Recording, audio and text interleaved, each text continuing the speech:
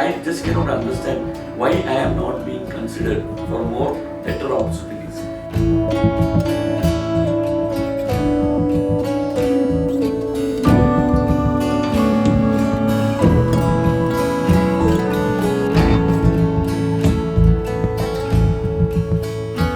Cinema രംഗത്ത് ഏറ്റവും കൂടുതൽ ആഡ് ഫിലിം ചെയ്തേക്കുന്നത് ഞാനായിരിക്കും. പക്ഷെ അവരൊക്കെ വലിയ വലിയ ആർട്ടിസ്റ്റുകളായി.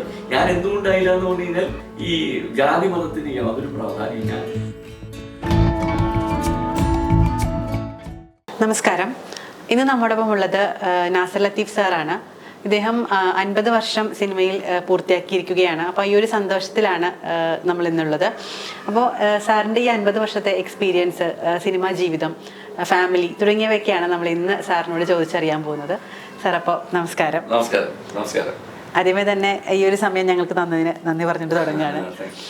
സാറിന് സിനിമയിലേക്കുള്ള ഒരു എൻട്രി, സാറിന്റെ പല ഇന്റർവ്യൂവിലും ഞാൻ കണ്ടിട്ടുണ്ട്. സാറിന്റെ ലൈഫ് എന്ന് പറയുന്നത് ചെറുപ്പം തൊട്ട് തന്നെ സിനിമയിൽ ഇങ്ങനെ സിനിമയായിരുന്നു എല്ലാം എന്ന് അഡിക്റ്റഡ് ആണ്.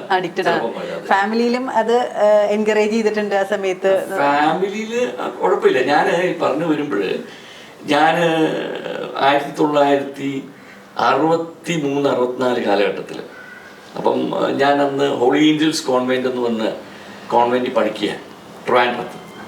അപ്പം ആ കാലഘട്ടത്തിൽ എനിക്ക് സിനിമയോട് അതിയായ മോഹം. അത് കാരണം എന്താണെന്ന് വെച്ചാൽ എൻ്റെ അച്ഛൻ്റെ അച്ഛൻ ഗ്രാൻഡ് ഫാദറിൻ്റെ പട്ടത്തൊരു തിയേറ്റർ ഉണ്ടായിരുന്നു. ആ തിയേറ്ററിൻ്റെ പേര് സലീം ടോക്കീസ് എന്നായിരുന്നു. പിന്നെ അത് പേര് മാറ്റി പട്ടം കൽപ്പന എന്നാക്കി. അപ്പം ഈ വീടിനോട്, ഈ തിയേറ്ററിനോട് ചേർന്നായിരുന്നു നമ്മുടെ തറവാട് വീട്. അപ്പോൾ ഞാൻ ചെറുപ്പത്തിൽ എൻ്റെ ഗ്രാൻഡ് ഫാദറും ഗ്രാൻഡ് മദറിൻ്റെ കൂടെയാണ് വളർന്നത്. ഒരു 13 വയസ്സ് വരെ ഞാൻ ട്രിവാൻഡ്രത്തായിരുന്നു. അപ്പം ഞാൻ ഈ സ്കൂൾ കഴിഞ്ഞാൽ നേരെ ഓടി വന്ന, സ്കൂളിലും എൻ്റെ ചിന്ത മുഴുവൻ തിയേറ്ററിനെ കുറിച്ച് തന്നെയാണ്, സിനിമയെക്കുറിച്ച് തന്നെയാണ്. ഓടി വന്ന് എൻ്റെ ബാഗ് എല്ലാം കൂടി എടുത്ത് ഒറ്റ എറിയതിന് നേരെ ഒരു ഓട്ടമാണ് തിയേറ്ററിലേക്ക് ഓടിപ്പോയാൽ അവിടെ വേലപ്പൻ എന്ന് പറഞ്ഞ നമ്മുടെ പ്രൊജക്ഷനൊക്കെ നടത്തുന്ന ആളുണ്ട്. അദ്ദേഹത്തിനോടൊപ്പം അസിസ്റ്റ് ചെയ്ത് കൂടെ നിന്ന് അദ്ദേഹം ഒരു എന്താ പറയുക, ഒരു ഹെൽപ്പർ പോലെ നിന്ന് ഈ ഫിലിം, അന്നത്തെ കാലത്ത് ഫിലിമൊക്കെ കറക്കിയാണ് ഇതൊക്കെ റോൾ ചെയ്യുന്നത്. ഫിലിം കറക്കലും സ്ലൈഡ് ഇടലും അതുപോലെ നമ്മുടെ റെക്കോർഡ് പാട്ടുകൾ പ്ലേ ചെയ്യലും തിയേറ്ററിന്റെ മൊത്തം കാര്യങ്ങളിൽ നിന്ന് വളരെയധികം ഇൻവോൾവ് ആയിരുന്നു. പിന്നെ ഓരോ സിനിമകളും 8-10 തവണ കാണും. അന്ന് ആ കാലഘട്ടത്തില് നസീർ സാറ്, മധു സാറ്, സത്യം മാഷ്, അതുപോലെ നമ്മുടെ NT രാമറാവ്, MGR, ശിവാജി ഗണേശൻ, ഇവരൊക്കെ ആയിരുന്നല്ലോ ആ കാലഘട്ടത്തിലെ ഹീറോസ്. അപ്പൊ അവരെയൊക്കെ കണ്ട് അതുപോലെയൊക്കെ നാളെ ഭാവിയിൽ ആയിത്തീരണമെന്നൊരു മോഹം ആ വയസ്സിൽ, അതായത് 6-7 വയസ്സ് മുതൽ മനസ്സിലുണ്ട്. പിന്നെ ഈ പടങ്ങളെല്ലാം കണ്ട് എല്ലാ വീട്ടുകാരെയും കൂട്ടുകാരെയും ചേർത്തിരുത്തി കുറെ മിമിക്രി കാണിക്കും. അങ്ങനെയൊക്കെയുള്ള അന്ന് പോലെ ഒരു രീതിയായിരുന്നു സിനിമയോട്.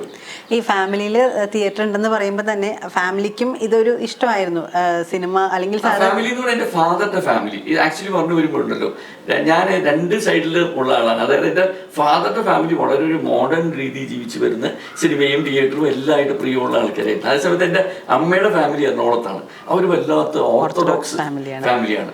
അവരിതിനോടൊന്നും വലിയ താല്പര്യമില്ല. അവർക്ക് ഭയങ്കര എന്താ പറയുക, പ്രയറും അങ്ങനെയൊക്കെ ആയിട്ട് ഭയങ്കര ഓർത്തഡോക്സ് ആയിട്ടുള്ള ക്യാരക്ടേഴ്സാണ്.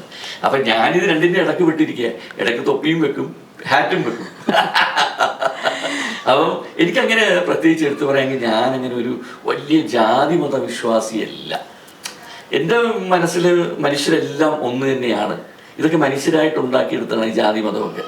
അതില്ലെങ്കിൽ നമ്മളെല്ലാവരും ഒന്ന് തന്നെയാണ്. കാരണം വെച്ചാൽ നമ്മുടെ ആരുടെയും രക്തത്തിന്റെ നിറത്തിന് വ്യത്യാസമില്ലല്ലോ, എല്ലാം ചുവപ്പ് തന്നെയല്ലേ. ദൈവത്തിന് അങ്ങനെ ഒരു വ്യത്യാസം ഉണ്ടായിരുന്നെങ്കിൽ അതെല്ലാം ഡിഫറെന്റ് കളേഴ്സ് ആക്കുമായിരുന്നു. പച്ചയും നീലയും കറുപ്പും ഒക്കെ ആക്കും. അതാക്കിയിട്ടില്ലല്ലോ. അപ്പോൾ ഒറ്റ നിറമാണ്, ചുവപ്പാണ്. അപ്പോൾ നമ്മൾ മനുഷ്യരെല്ലാവരും സഹോദരങ്ങളാണ്. അങ്ങനെ ഒരു ജീവിതശൈലിയിലൂടെ പോകുന്ന ആളാണ് ഞാൻ. അതുകൊണ്ട് തന്നെ ഈ ജാതി മതത്തിന് യാതൊരു പ്രാധാന്യം ഞാൻ അങ്ങനെ കൽപ്പിക്കാറില്ല. ഇപ്പൊ ഈ സാറ് പറഞ്ഞല്ലോ, അച്ഛന്റെ ഫാമിലി എന്ന് പറയുന്നത് ഭയങ്കര ഒരു മോഡേൺ ഫാമിലി, അമ്മയുടെ ഒരു ഓർത്തഡോക്സ് ഫാമിലി ആയതുകൊണ്ട് തന്നെ ഈ ഫിലിമിലേക്കുള്ള ഒരു എൻട്രി സാറിന് കുറച്ച് ബുദ്ധിമുട്ടുണ്ടായിരുന്നതാണോ? എൻട്രി എന്ന് പറയുമ്പോൾ അങ്ങനെ ബുദ്ധിമുട്ടുണ്ടായിരുന്നില്ല. ഇപ്പം ഈ ഓർത്തഡോക്സ് ആണെങ്കിലും അങ്ങനെ ഒരു വലിയ ഇത് ചെയ്തേ പറ്റൂ, അത് പറ്റത്തില്ല, അങ്ങനെയുള്ള നിർബന്ധ ബുദ്ധിയുള്ളവരായിരുന്നില്ല. അവർ നമുക്ക് നമ്മുടെ ആയിട്ടുള്ളൊരു ഫ്രീഡം ഒക്കെ തന്നിരുന്നു. അങ്ങനെയുള്ള പ്രോബ്ലം ഇല്ല. ഇപ്പം ഞാൻ എന്ന് പറഞ്ഞൊരു എറണാകുളത്ത് വരുമ്പോൾ എൻ്റെ ഗ്രാൻഡ് ഫാദറും എൻ്റെ അങ്കിള് ബാബു സേട്ട് എന്ന് പറയും, അറിയപ്പെടുന്ന വ്യക്തിത്വമാണ് ഇവിടെ. അദ്ദേഹമൊക്കെ ശരിക്കും പറഞ്ഞാൽ സിനിമയോടൊക്കെ താല്പര്യം തന്നെ, എന്നോട് വലിയ ഇഷ്ടമാണ്, ഞാൻ ചെയ്യുന്നതൊക്കെ അദ്ദേഹം എൻജോയ് ചെയ്യാറുണ്ട്. അപ്പം അങ്ങനെയുണ്ട്, അത് അങ്ങനെ ടോട്ടൽ ഇതല്ല. പിന്നെ ട്രിവാൻഡ്രത്ത് എനിക്ക് ഭയങ്കരമായിട്ട് ഈ സിനിമയോടുള്ള ഈ ഒരു പ്രിയം കാരണം ഞാൻ ഇത് തന്നെയായിരുന്നു ഫുൾ ടൈം. പിന്നെ അതിനുശേഷം 13 വയസ്സായപ്പോൾ ഞാൻ എറണാകുളത്തേക്ക് ഷിഫ്റ്റ് ചെയ്തു. കാര്യം വെച്ചാൽ എൻ്റെ ഫാദർ രണ്ടാമതൊരു വിവാഹം കഴിച്ചു. അപ്പോൾ എൻ്റെ അമ്മ ഇങ്ങോട്ട് എറണാകുളത്തേക്ക് വന്ന സ്ഥിതിക്ക് ഞാൻ അമ്മയുടെ കൂടെ തന്നെ നിൽക്കണമെന്നുള്ള രീതിയിൽ എനിക്കൊരു 13 വയസ്സായപ്പോൾ ഞാൻ ഇങ്ങോട്ടേക്ക് ഷിഫ്റ്റ് ചെയ്തു. എൻ്റെ ഗ്രാൻഡ് ഫാദർ, ഇവിടുത്തെ ഗ്രാൻഡ് ഫാദർ, അതായത് മദറിൻ്റെ ഫാദറും മദറും അങ്കിളും ഒക്കെ ആയിട്ടാണ് ഞാൻ പിന്നീട് 13 വയസ്സ് തുടങ്ങി ഇവിടെയായിരുന്നു. അപ്പൊ ഇവിടെ ആണെങ്കിലും ഞാൻ അത്യാവശ്യം സിനിമകൾക്ക് പോകും, സിനിമ കാണും, സിനിമ ജീവിതം ഭയങ്കര താല്പര്യം. അത് പറഞ്ഞു വരാമെങ്കിൽ അവിടെ നിന്ന് വന്ന് ഞാൻ പിന്നെ അവിടെ 4 വരെ ഹോളി ഏഞ്ചൽസ് കോൺവെന്റിൽ പഠിച്ചു. അതിനുശേഷം 1 വർഷം മോഡൽ ഹൈസ്കൂളിൽ പഠിച്ചു. പിന്നെ അവിടെ നിന്ന് ഇങ്ങോട്ട് വന്നിട്ട് പിന്നെ ആൽബർട്ട്സ് സ്കൂളിൽ, സെന്റ് ആൽബർട്ട്സ്, അവിടെ ചേർന്നു. പക്ഷെ പഠിത്തത്തിൽ വളരെ പിന്നോട്ടായിരുന്നു കേട്ടോ. ഓരോ ക്ലാസ്സിലും കുറേ ആണ്ട് 2 കൊല്ലം നിൽക്കും. ഞാൻ വിശ്വസിക്കുന്ന നന്നായി എന്ത് പഠിച്ചാലും നന്നായിട്ട് പഠിക്കുക, തറവായിട്ട് പഠിച്ചിട്ടുണ്ട് നമ്മൾ ഇറങ്ങാൻ. വെറുതെ ഇങ്ങനെ ഉഴപ്പിയിട്ട് കാര്യമില്ല. അപ്പൊ പിന്നെ ആൽബർട്ട്സിൽ 2-3 കൊല്ലം കഴിഞ്ഞപ്പോൾ പിന്നെ അവിടെ നിന്ന് ഇത്തിരി ഉഴപ്പായപ്പോൾ അവിടെ നിന്ന് മാറ്റി. പിന്നെ നേരെ കൊണ്ടുവന്ന് SRV സ്കൂളിൽ ചേർന്നു. SRV സ്കൂളിൽ അങ്ങനെ അത് പിന്നെ ഇത്തിരി ഉഴപ്പന്മാരുടെ സ്കൂൾ തന്നെയായിരുന്നു എല്ലാം മിക്കതുമൊക്കെ. അവിടെ സ്കൂൾ മോശമാണെന്നല്ല കേട്ടോ പറയുന്നത്. അങ്ങനെ ആ സ്കൂൾ സമയത്ത് നമ്മുടെ ഒരു സിനിമ JC കുറ്റിക്കാടിൻ്റെ സിനിമയാണെന്ന് തോന്നുന്നു, ശാപമോക്ഷം, ജയനും ഷീലാമ്മയൊക്കെ അഭിനയിച്ച ഒരു പടം, ജോസ് പ്രകാശ് സാറ് എല്ലാം അഭിനയിച്ച്. അപ്പോൾ അതിൻ്റെ ഷൂട്ടിംഗ് ഉള്ളത് നമ്മുടെ സ്കൂളിൻ്റെ മുമ്പിൽ ബസ് വന്ന് നിന്ന്, അവർ വുഡ്ലാൻഡ്സിലായിരുന്നു താമസിക്കുന്നത്. അപ്പോൾ ഈ സ്കൂളിൻ്റെ ഓപ്പോസിറ്റാണ് വുഡ്ലാൻഡ്സ്, ദ്വാരക ഹോട്ടലും ഒക്കെ ഉള്ളത്. അപ്പം ഒരു ബസ് വന്ന് നിന്ന് ആ ബസ്സിനകത്ത് എല്ലാവരും ഇരിക്കുകയാണ്. ഒരു യാത്ര, ബസ് യാത്രയിലുള്ളൊരു സീൻ എടുക്കുകയാണ്. ഞാനിത് കണ്ടിട്ട് എനിക്ക് സിനിമാ മോഹം, ഞാൻ പറഞ്ഞില്ലേ, പിടിച്ചു നിർത്താൻ പറ്റില്ല. ഞാൻ നേരെ പോയി അതിലുള്ള ഒരാളോടൊക്കെ സംസാരിച്ച്, പ്രൊഡക്ഷൻ എക്സിക്യൂട്ടീവ് ആണെന്ന് തോന്നുന്നു. അപ്പോൾ അയാൾക്ക് എന്നെ കണ്ടപ്പോൾ വലിയൊരു വാത്സല്യം തോന്നി. ഞാനും കൂടി വന്നോട്ടെ, എനിക്ക് ഭയങ്കര ഇൻട്രസ്റ്റ് ആണെന്ന് പറഞ്ഞു. അത് മോൻ കയറിക്കുമെന്ന് പറഞ്ഞു. അങ്ങനെ ഞാൻ ബസ്സിൽ കയറിയിരുന്നു. ഫസ്റ്റ് സിനിമ എൻട്രി അതായിരുന്നു. അങ്ങനെ സിനിമ എൻട്രി എന്ന് പറഞ്ഞാൽ ബസ്സിൽ കയറിയിരുന്നു. സീനകത്ത് വന്നിട്ടുണ്ടോ ഇല്ലെന്നും പോലും എനിക്കറിയില്ല എന്താണ്. ഞാൻ അതിനകത്ത് കയറിയിരുന്നു. ബസ് കോതമംഗലം സൈഡ് അവിടെ ഒക്കെ കറങ്ങി പിടിച്ച് സംഗതി വൈകിട്ട്.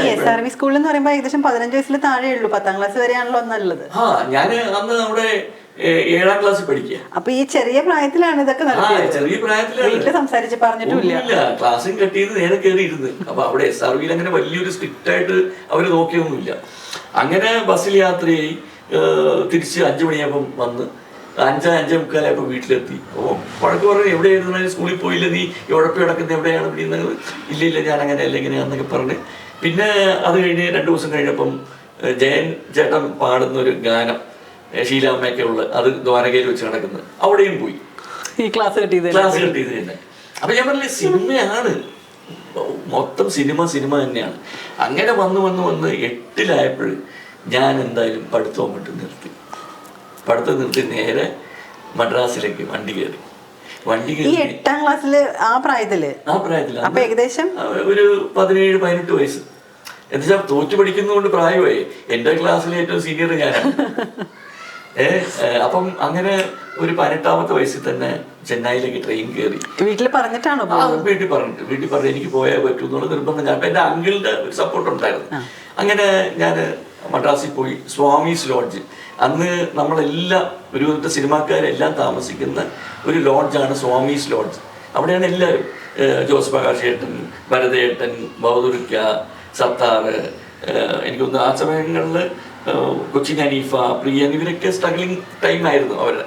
ഐ എം ടോക്കിംഗ് അബൌട്ട് 74-75 കാലഘട്ടം.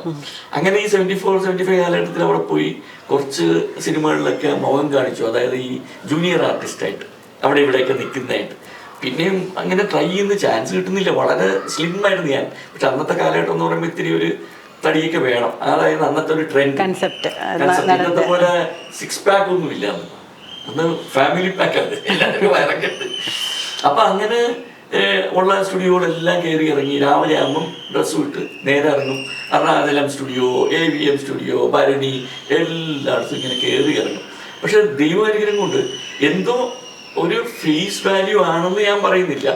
എവിടെ ഏത് സ്റ്റുഡിയോയുടെ ഇവിടെ പോയാലും നമ്മുടെ ഗേറ്റിൽ പോയാലും ആ നിൽക്കുന്ന വാച്ച്മാൻ വളരെ സന്തോഷപൂർവ്വം കയറ്റി വിട്ടു. അതും ഒരു റയർ ഇതാണ്. ഇല്ല, അങ്ങനെയല്ല. എന്താണ് മോനെ, എന്താണ് എന്നൊക്കെ ചോദിച്ച് ഞാൻ ഒന്ന് പോയി കയറിക്കും. അങ്ങനെ അവിടെ പോയി അങ്ങനെ ഇരുന്ന് പലരോട് പരിചയപ്പെട്ടും സംസാരിച്ചും. അന്ന് PG വിശ്വംഭരൻ സാറിൻ്റെ ഫസ്റ്റ് പടം തുടങ്ങിയ പോക്കറ്റ് അടിക്കാരി എന്ന് പറഞ്ഞു. അതിനകത്ത് Vincent, actor Vincent, Ravikumar, Unni Mary, Reena, അങ്ങനെയുള്ള ആർട്ടിസ്റ്റ്. അന്നത്തെ ഒരു ന്യൂ ജനറേഷൻ ട്രെൻഡ് അവരാണ്. അങ്ങനെ അതിന് അവിടെ പോയി സംസാരിച്ചു. വിശ്വംഭരൻ സാറിനെ കണ്ടു. അപ്പോൾ എന്നോട് പറഞ്ഞു ഒരു ക്യാരക്ടർ ഉണ്ട്, രവികുമാർ അനിയനായിട്ട് അഭിനയിക്കാൻ. അങ്ങനെ അതിനകത്ത് ഫസ്റ്റായിട്ട് നേരെ ചെന്ന് സംസാരിച്ച് അന്നും ഇന്നും എപ്പോഴും അങ്ങനെയൊക്കെ ഒരു ധൈര്യമുണ്ട് മനസ്സിൽ. അപ്പോൾ ഇങ്ങനെ സാർ എനിക്ക് സിനിമയോട് താല്പര്യമുണ്ട്, അപ്പം അഭിനയിച്ച് പരിചയമുണ്ടോ? ഞാൻ അഭിനയിച്ച് പരിചയമൊന്നുമില്ല, സ്കൂളിലും ഒക്കെ ഡ്രാമകളൊക്കെ ചെയ്തിട്ടുണ്ട്. ഇതിനകത്ത് രവികുമാർ അനിയൻ്റെ ഒരു ക്യാരക്ടറുണ്ട്, അത് നമുക്ക് ചെയ്യാമെന്നുള്ള രീതിയിൽ അങ്ങനെ ഫസ്റ്റ് പടം രവികുമാറിൻ്റെ അനിയനായിട്ട് അഭിനയിച്ചു. നമ്മുടെ അച്ഛനായിട്ട് അഭിനയിച്ച അടൂർ ബാസി ചേട്ടൻ്റെ മൂത്ത ജ്യേഷ്ഠൻ പ്രേംജിയാണോ ചന്ദ്രാജിയാണോ, പ്രേംജിയാണെന്ന പേര്. അപ്പം അങ്ങനെ ആ വർക്ക് ചെയ്തു. പിന്നെ അതിനുശേഷം കുറേ ശ്രമിച്ചെങ്കിലും അങ്ങനെ ഒന്നും വർക്ക് പിന്നെ വരുന്നില്ല. കുറേ നാളൊരു 5-8 മാസം നിന്ന് പിന്നെ കയ്യിൽ കാശുമില്ല. പിന്നെ അങ്ങോട്ട് തിരിച്ചെറണോടത്തേക്ക് വന്നു കഴിഞ്ഞപ്പം ഫാമിലി എല്ലാവരും ചോദിക്കും, ഇനിയിപ്പോൾ നീ എന്താ ചെയ്യാൻ പോണം, പഠിക്ക് തുടർന്ന്. അങ്ങനെ 10ാം ക്ലാസ്സിലേക്ക് പ്രൈവറ്റായിട്ട് 2 തവണ കുത്തി, അതും രക്ഷയില്ല. പക്ഷെ ഇതെല്ലാം പറഞ്ഞു വരാമെങ്കിലും by God's grace I am much educated than the educated. See, you need not be educated to be learned എന്നാണ് പറയുന്നത്. അപ്പൊ ഇംഗ്ലീഷ് ലാംഗ്വേജ് ആ 4 പേരെ പഠിച്ചതിന്റെ ഒരു വലിയ ഒരു ഇതാണ്. I can do anything as good as A graduate. I can speak well, I can write well. Practical experience has always helped. ആ യങ്ങർ ഏജിൽ ദാറ്റ് ഫൗണ്ടേഷൻ.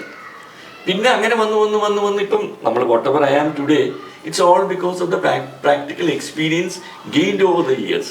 ഇന്നും പഠിച്ചുകൊണ്ടിരിക്കുകയാണ്. ഇന്നിപ്പം നമ്മൾ ചില ഒരു കാര്യം സംസാരിക്കുമ്പോൾ എവിടെയെങ്കിലും ഒരു തെറ്റ് പറ്റിയാൽ ഉടനെ അതിന് നാണമില്ല, ഈഗോ ഇല്ല, ചോദിച്ച് മനസ്സിലാക്കുന്നില്ല. എന്താ ഞാൻ ഇതെന്താ പ്രൊണൗൺസിയേഷൻ ഇത് തെറ്റാം. പിള്ളേരുടെ അവരോട് ചോദിക്കും, നമ്മുടെ പ്രൊണൗൺസിയേഷൻ തെറ്റിയിട്ടുണ്ടോ, അങ്ങനെയാണെങ്കിൽ അത് കറക്റ്റ് ചെയ്യും. സി ഹ്യൂമൻ എന്ന് പറഞ്ഞു കഴിഞ്ഞാൽ എപ്പോഴും till he is no more, he is learning. It's a learning process. Nobody is perfect. Whether it be in education or in experience or in acting or anything for that matter, nobody is totally perfect. Perfection ഇന്നും ഇങ്ങനെ ചെയ്തുകൊണ്ടിരിക്കുകയാണ്. ഞാൻ ഒരു തവണ by chance ഏറ്റവും മഹാനായ നടൻ ബച്ചൻ സാറിനെ കാണാനുള്ള സന്ദർഭം ഉണ്ടായി.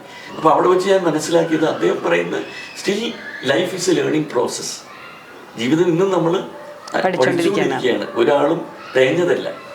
അപ്പോൾ അതാണ് അതിൻ്റെ കറക്റ്റ് പറഞ്ഞു വരുമ്പോൾ. പിന്നെ ഇവിടെ ഞാൻ പറഞ്ഞ പോലെ തിരിച്ചു വന്നു കഴിഞ്ഞപ്പോൾ പിന്നെ ഫാമിലി ചോദിച്ചു, ഇപ്പം 10ൽ 2 തവണ കുത്തി, അതിന് രക്ഷയില്ല. മേനോൻ കൃഷ്ണൻ എന്ന് പറഞ്ഞൊരു സ്ഥാപനം ഉണ്ടായിരുന്നു, അവിടെ പഠിച്ച് പ്രൈവറ്റായിട്ട്. പിന്നെ അതിന് ശേഷം ഞാൻ എന്നോട് ചോദിച്ചാൽ എനിക്ക് അങ്ങനെയാണെങ്കിൽ ഫിലിം ഡിസ്ട്രിബ്യൂഷൻ ചെയ്താൽ കൊള്ളാം. അപ്പോൾ എൻ്റെ അമ്മാവന്മാർ കലാലയ ഫിലിംസ്, ബോക്സ് ഓഫീസ് ഫിലിംസ് എന്ന് പറഞ്ഞ അവരുടെ സ്ഥാപനമുണ്ട്. അത് പത്മയുടെ ബാക്കിൽ കണച്ചായി ലോഡ്ജ് എന്ന് പറഞ്ഞ ലോഡ്ജുണ്ട്, അവിടെയാണ് ഇവരുടെ സ്ഥാപനമുള്ളത്. അങ്ങനെ അവരാണ് ഈ സിനിമകളെടുത്ത് വിലക്കപ്പെട്ട ബന്ധങ്ങൾ, മനസ്സ്, ജലകന്യക, ഡോക്ടർ, മാണിക്യക്കൊട്ടാരം, ഇങ്ങനെ കുറേയധികം സിനിമകൾ എടുത്തിട്ടുണ്ട് അവർ. അപ്പോൾ അവരുടെ അവിടെ ഓഫീസുണ്ട്. അവിടെ തന്നെ ഞാനൊരു ടേബിളും ചെയറും ഒക്കെ ഇട്ടിട്ട് NL ഇന്റർനാഷണൽ മൂവീസ്, അതായത് നാസർ ലത്തീഫിന്റെ ഷോർട്ട് NL ഇന്റർനാഷണൽ മൂവീസ് എന്ന് പറഞ്ഞ് ഒരു സ്ഥാപനം തുടങ്ങി. അന്ന് നമ്മുടെ ഒരു പരിചയക്കാരൻ RS മണി, അദ്ദേഹം എന്നെ മദ്രാസിലേക്ക് വിളിച്ചുകൊണ്ട് പോയി. ഹരി പോത്തൻ സാറ്, അതായത് പ്രതാപ് പോത്തൻ്റെ ബ്രദർ, ഹരി പോത്തൻ സാറിനെ കണ്ടു. അപ്പോൾ അന്ന് അദ്ദേഹം തുലാഭാരം എന്ന് പറഞ്ഞ പടം എടുത്ത് സൂപ്പർ ഹിറ്റായിരുന്നു, ശാരദാമ്മയ്ക്ക് അഭിനയിച്ച്. അങ്ങനെ തുലാഭാരം 2nd റൺ ഞാൻ ഡിസ്ട്രിബ്യൂഷൻ എടുത്തു. അതാ വെച്ചാണ് എൻ്റെ സ്ഥാപനം തുടങ്ങുന്നത്. പിന്നെ കുറച്ച് ഇംഗ്ലീഷ് സിനിമകളൊക്കെ എടുത്തു. പക്ഷെ അതിങ്ങനെ നടത്തിയെങ്കിലും വലിയൊരു മെച്ചത്തിലേക്ക് അത് എത്തിയില്ല. അങ്ങനെ ഇരിക്കെ വയസ്സ് 22ആയി. അപ്പോഴത്തേക്ക് പിന്നെ കുടുംബം തീരുമാനിച്ചു, ഇനിയിപ്പോൾ എന്തായാലും ഇവൻ പഠിക്കുന്നുമില്ല, ഉഴപ്പൻ എവിടെയെങ്കിലും പിടിച്ചൊന്ന് കൊടുത്താം. അങ്ങനെ ഒരു കല്യാണം കഴിപ്പിച്ചു. അപ്പോൾ അന്ന് എനിക്ക് 22 വയസ്സ്, എൻ്റെ വൈഫിന് 18 വയസ്സ്. അങ്ങനെ കല്യാണം കഴിഞ്ഞു. പിന്നെ പിറ്റേ വർഷം നമ്മൾ പ്രഗ്നൻ്റായി. അപ്പോൾ പിന്നെ ബാധ്യതയായി. ഇനിയിപ്പം കുഞ്ഞുങ്ങളൊക്കെ ആകുമ്പോൾ ഒന്ന് കുടുംബമായി എന്തെങ്കിലും ഇങ്ങനെ ചെയ്യേണ്ടി, ഇങ്ങനെ നടന്നാൽ എങ്ങനെ. അങ്ങനെ ആ സമയത്ത് ചെറിയൊരു കട അന്വേഷിച്ച് പിടിച്ചിങ്ങനെ നടന്നു. കോണൻ റോഡിൽ നമ്മുടെ ഒരു ബന്ധുവിടെ ഒരു ബിൽഡിംഗ് പണിയുന്നു, അവിടെ ഒരു ചെറിയ ഷോപ്പ് റൂം. അതൊരു വാടകയ്ക്ക്. അപ്പോൾ അന്ന് കാശില്ല, 10,000 രൂപ എന്തോ എല്ലാം കൂടി ഒപ്പിച്ച് കിട്ടിയതാണ്. 6,000 രൂപ അവിടെ അഡ്വാൻസ് പോയി, ബാക്കി പോയിട്ട് 4,000 രൂപയുള്ളൂ. കടയൊന്ന് സെറ്റപ്പ് ചെയ്യണം, പഴയ കുറച്ച് ഫർണിച്ചറൊക്കെ മേടിച്ച് എല്ലാം സെറ്റ് ചെയ്ത് കുറേ. അപ്പോൾ എല്ലാ റിലേറ്റീവ്സിനോടും ഫ്രണ്ട്സിനോടും ഒന്ന് കാലിപ്പെട്ടി കിട്ടിയാൽ കളയരുത്, എനിക്ക് തരണം. കാലിപ്പെട്ടികളൊക്കെ നിരത്തി വെച്ച് കുറച്ച് സ്റ്റോക്കൊക്കെ വെച്ച് ഇങ്ങനെ അങ്ങനെ സ്ഥാപനം തുടങ്ങി ഡെയിലി. അന്നത്തെ കാലത്ത് ഞമ്മല്ലോ 10, 200, 300 രൂപ കച്ചവടം ആയെങ്കിൽ ഇല്ലെങ്കിൽ ഇല്ല. ഇങ്ങനെ എന്താ ചെയ്യുക, ഇനി കയ്യിൽ കാശുമില്ല. ഫാമിലി ആണെങ്കിൽ ഇങ്ങനെ വിശ്വസിച്ച് സാമ്പത്തികമായിട്ട് എന്ത് ബിസിനസ് തുടങ്ങിയത്? റെഡിമെയ്ഡ് ഷോപ്പ്, റെഡിമെയ്ഡ് ഗാർമെന്റ്സിന്റെ. എന്നുവെച്ചാൽ എനിക്ക് വസ്ത്രത്തിനോട് വലിയ താല്പര്യം. അപ്പം റെഡിമെയ്ഡ് ഷോപ്പ് തുടങ്ങിയത്. അപ്പൊ ഈ കുടുംബത്തിലെ എല്ലാവർക്കും പൈസ തരാനും ഗ്രാൻഡ് ഫാദറിനൊക്കെ പേടിയായി, ഇവനിത് നശിപ്പിക്കും കൊടുത്താൽ. അങ്ങനെ ഇനി എന്താ ചെയ്യാന്ന് ഇങ്ങനെ ഇരിക്കെ സഡൻലി ഒരു നിമിത്തം ഒരു വൈറ്റ് ഒക്കെ ഇട്ട് ഒരാൾ കടയുടെ മുമ്പിൽ കൂടെ ഇങ്ങനെ പെട്ടിയൊക്കെ പിടിച്ച് നടന്നു പോകും. അങ്ങനെ അവിടെ നിന്ന് കട ഇങ്ങനെ തിരിഞ്ഞൊക്കെ നോക്കിയിട്ട് തിരിച്ച് കടയിലേക്ക് കയറി. ഹിന്ദിക്കാരനാണ്, ബോംബെ. ये क्या है भाई, क्या दुकान है आपका, क्या शॉप है? मैंने रेडीमेड का दुकान है। रेडीमेड तो यहाँ तो कुछ भी नहीं दिखाई दे रहा है, यहाँ तो कुछ भी नहीं है ना, क्या रेडीमेड कर रहे हैं आप? देखो भाई, मैं आपको माल दूंगा, ഞാൻ നിങ്ങൾക്ക് ഡ്രസ്സുകൾ തരാം, ഞാൻ സപ്ലൈ ചെയ്യാം. എനിക്ക് സാധനങ്ങൾ വിറ്റ് 3 മാസം അല്ലെങ്കിൽ മാക്സിമം 6 മാസത്തിനുള്ളിൽ എൻ്റെ പൈസ എനിക്ക് തരണം, ഞാൻ ഫില്ല് ചെയ്യാം. എനിക്കെന്തോ നിങ്ങൾ കണ്ടപ്പോൾ മനസ്സിലൊരു വിശ്വാസം തോന്നി. ജിതേന്ദ്ര കുമാർ എന്നാണ് അദ്ദേഹത്തിൻ്റെ പേര്. ശരി സാർ, വലിയ സന്തോഷം. അങ്ങനെ ആ കട അങ്ങോട്ട് നിറച്ച് അവിടുന്ന് പിന്നെ ജീവിതം അങ്ങോട്ട് കയറി. പിന്നെ ആ ഒരു കടയുള്ള രണ്ടാമത് വേറൊരു കട തുടങ്ങി, ജീൻ പാരഡൈസ് എന്ന് പറഞ്ഞു. ജീൻസ് കേരളത്തിൽ ആദ്യമായിട്ട് ഇൻട്രൊഡ്യൂസ് ചെയ്യുന്ന ആളാണ്.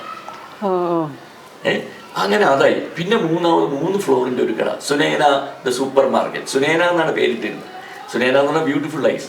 അത് അങ്ങനെ ഒരു നല്ല പേര് അന്ന് തോന്നിയപ്പോൾ ഇട്ടതാണ്. അങ്ങനെ ആ സ്ഥാപനം വലിയൊരു സ്ഥാപനമായി മാറി. 10-50 സ്റ്റാഫ്, ഡെയിലി കച്ചവടം അതുപോലെയൊക്കെ സംഗതിയായി. ഭയങ്കര രീതിയിലാണ്. അന്ന് മമ്മൂക്ക, ലാല് ഇവരൊക്കെ കയറി വരുന്ന സ്ട്രഗ്ലിംഗ് പീരീഡാണ്. മമ്മൂക്ക ലാലും ഒക്കെ ജസ്റ്റ് പടങ്ങൾ ചെയ്ത് തുടങ്ങുന്നതേ ഉള്ളൂ. അങ്ങനെ മമ്മൂക്ക എപ്പോഴും അവിടെ വരും. ഇവരൊക്കെ പടത്തിൽ അഭിനയിക്കുന്നതിന് മുൻപ് മുഖം കാണിച്ച ആളാണ്. അവരൊക്കെ ഇപ്പോൾ 40-45 ആയിട്ടുള്ളൂ. ഞാൻ 50 തികച്ച്. പക്ഷെ അവരൊക്കെ വലിയ വലിയ ആർട്ടിസ്റ്റുകളായി. ഞാൻ എന്തുകൊണ്ടായില്ല എന്ന് പറഞ്ഞു കഴിഞ്ഞാൽ ഞാൻ പല സന്ദർഭങ്ങളും വന്നിട്ട് യൂട്ടിലൈസ് ചെയ്തിട്ടില്ല. ഇപ്പം ഈ കടയായിട്ടൊക്കെ ഇരിക്കുമ്പോൾ എൻ്റെ സുഹൃത്ത് ബന്ധങ്ങളുള്ള വലിയ വലിയ ഡയറക്ടേഴ്സ്, ഇപ്പോൾ ജോഷി സാറോ അല്ലെങ്കിൽ വിജി തമ്പി, ഷാജി കൈലാസ്, ഇഷ്ടംപോലെ പരിചയത്തിലുള്ള ആൾക്കാർ പലവരും പല ഓഫേഴ്സും നമ്മുടെ പ്രൊഡക്ഷൻ കൺട്രോളേഴ്സ് വിളിക്കും. ഇങ്ങനെ ഒരു 10 ദിവസത്തെ വർക്ക്, 15 ദിവസത്തെ വർക്ക്. പക്ഷേ എനിക്ക് പോകാനുള്ള സമയമില്ല. ഇത് വിട്ടുപോയാൽ ഇത് താരും. അപ്പം അങ്ങനെ ഞാൻ ഇന്ന് മുൻപന്തിയിൽ നിൽക്കുന്ന പലവരെയും ഞാൻ റെക്കമെൻഡ് ചെയ്ത് ചാൻസ് പിടിച്ചു കൊടുത്തിട്ടുണ്ട്, എനിക്ക് പോകാൻ പറ്റാത്തതുകൊണ്ട്. പക്ഷെ അവരിതൊന്നും ഓർത്തിരിക്കുന്നില്ല, നമ്മളെ സഹായിക്കുന്നില്ല. ഇന്ന് അത് വേറെ വിഷയം. സിനിമ അങ്ങനെയാണ്, നമ്മൾ ആരെയും കുറ്റപ്പെടുത്തിയിട്ട് കാര്യമില്ല. അപ്പം അങ്ങനെ ഞാൻ പറയും, എനിക്ക് ഏതെങ്കിലും ഒരു 2 ദിവസം, 1 ദിവസത്തെ വർക്കൊക്കെ ഉണ്ടെങ്കിൽ ഞാൻ വന്ന് ചെയ്യാം. അങ്ങനെ ആ ചെറിയ ക്യാരക്ടേഴ്സ് കുറേ അങ്ങ് പെട്ട് നമ്മൾ എവിടെയെങ്കിലും ഈ സിനിമ ഇൻഡസ്ട്രി ടൈപ്പ് കാസ്റ്റ്. പിന്നെ എന്നെ വിളിക്കണ എപ്പോഴും ഈ സൂട്ടും കൂട്ടും ഒക്കെ ഇട്ട് അങ്ങനെ ഒരു എക്സിക്യൂട്ടീവ് ലുക്ക്. അങ്ങനെയായിരുന്നു. അന്ന് ഈ താടിയൊന്നുമില്ല, വേറൊരു ഡിഫറെന്റ് ലുക്കായിരുന്നു, പഞ്ചാരക്കൂട്ടനായിരുന്നു. അപ്പൊ അങ്ങനെ ചോക്ലേറ്റ് ഹീറോ അങ്ങനത്തെ. അപ്പൊ അങ്ങനെ ഇരിക്കെ പിന്നെ ഞാനൊരു ചെറിയ വീട് പനമ്പള്ളിയാറിൽ പണിതു. അപ്പൊ ആ വീടെന്ന് പറയുമ്പോൾ അന്ന് ആ കാലഘട്ടത്തിൽ പനമ്പള്ളിയാറ് ഡെവലപ്പ് ചെയ്തിട്ടില്ല. ഇന്ന് അവിടുത്തെ ഏറ്റവും ബെസ്റ്റ് സ്പോട്ടാണ് അത്. അന്ന് അവിടെ 3 വീടേ ഉള്ളൂ ഞാൻ വീട് പണിതെടുത്ത്. ഒന്ന് ആർക്കിടെക്ട് ഗോകുമാർ, മറ്റത് മോഹൻദാസ് എന്ന് പറഞ്ഞാൽ നീതു മോഹൻദാസിന്റെ വീട്. നീതു വന്ന് കുഞ്ഞു കുട്ടിയാണ്, ഫ്രോക്ക് ഇട്ട് കിടക്കുന്ന പ്രായമാണ്. അപ്പം വൈഫ് എപ്പോഴും കംപ്ലൈൻറ്റ് പറയും, മാക്രിയുടെ ശബ്ദം, അടുത്തൊന്നും ആൾക്കാരില്ല, നമുക്കിത് പറ്റത്തില്ല. അപ്പൊ അങ്ങനെ ഇരിക്കെ നമ്മുടെ ജൂബിലി ജോയി ഞാനുമായിട്ട് വലിയ ഫ്രണ്ട്ഷിപ്പായിരുന്നു. ഇവിടെ കാച്ചായി ലോഡ്ജിൽ, നമ്മുടെ ന്യൂ ഡൽഹിയുടെ ഒക്കെ പ്രൊഡ്യൂസർ ജൂബിലി ഫിലിംസ്. ജോയി അന്ന് അവിടെ ഡിന്നി ഫിലിംസിന്റെ മാനേജറാണ്.